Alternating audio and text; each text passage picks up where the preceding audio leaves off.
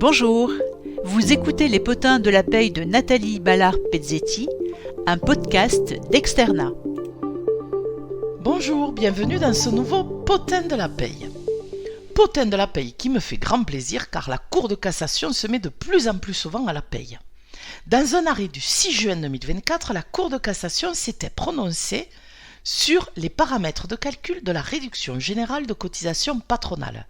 Oui, vous avez bien entendu, il s'agit d'un arrêt qui porte sur le calcul de la réduction Fillon, comme on l'appelle tous. Alors, revenons sur cette affaire. Dans cette affaire, l'entreprise qui embauchait des salariés intermittents versait à ses salariés une majoration au titre des 10% d'indemnité de congés payés. Donc le salaire du salarié était majoré de 10% au titre de l'indemnité de congés payés. Et cette même entreprise majorait donc le SMIC, de référence dans le calcul de la réduction générale de cotisation, de 10%, pour tenir compte de ces indemnités de congés payés. Alors revenons sur le principe de la réduction générale de cotisation patronale pour bien comprendre la décision de la Cour de cassation. La réduction générale de cotisation patronale consiste dans un premier temps à déterminer un coefficient. Et ce coefficient, qui va vous permettre d'obtenir un montant d'allègement de cotisation, doit être multiplié par le salaire du salarié, etc., etc. Revenons sur la détermination du coefficient. Ce coefficient tient compte de plusieurs paramètres et notamment, il fait la comparaison entre la rémunération du salarié, celle qu'on va mettre au fameux dénominateur, donc le salaire du salarié, par rapport à un SMIC de référence, le fameux SMIC qu'on met au numérateur de la réduction générale. Il faut comparer un salaire par rapport à un SMIC qui est cohérent en fonction des éléments qui ont conduit au calcul de ce salaire-là. Exemple, si vous avez un salarié qui est à temps partiel, votre SMIC au numérateur doit être à temps partiel. Si vous avez un salarié qui est absent, votre SMIC au numérateur doit être absent dans les mêmes proportions, c'est-à-dire un SMIC diminué proportionnellement à l'absence du salarié.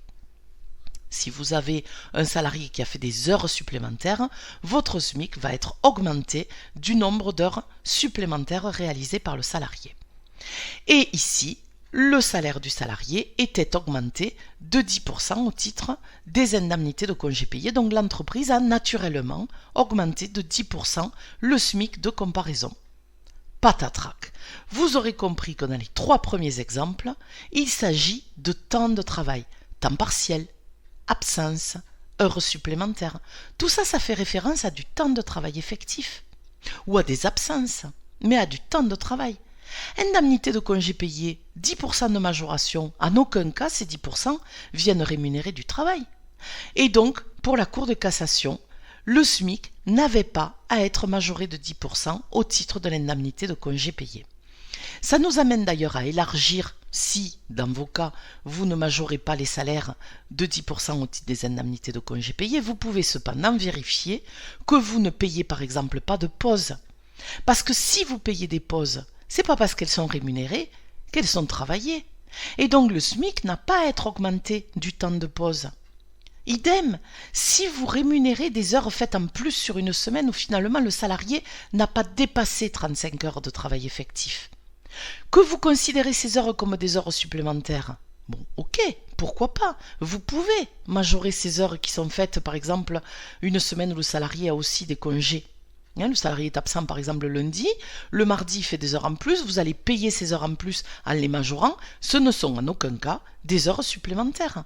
Donc ce ne sont pas des heures que vous allez ajouter dans le SMIC de référence, même si chez vous, vous les traitez comme des heures sup. Donc, attention à vos contrôles de SMIC de référence dans le calcul de la réduction générale de cotisation patronale. C'est ce qui nous permet de revenir sur cet arrêt de juin 2024. Voilà, je vous dis à très bientôt pour un prochain Potin de la Paye.